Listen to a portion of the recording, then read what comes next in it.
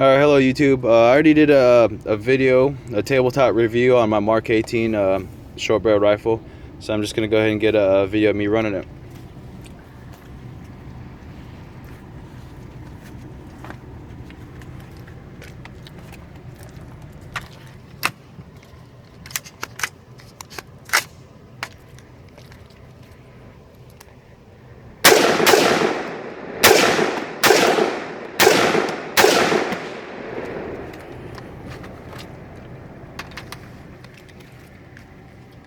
Saker 7.62.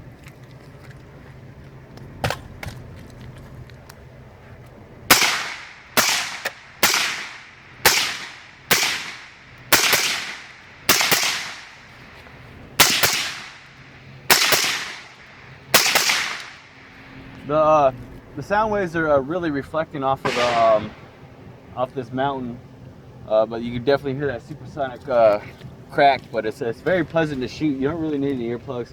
I'll go ahead and shoot in the open over here. You'll really hear that that sonic boom. It echoes really bad over there, but it's really comfortable to shoot though.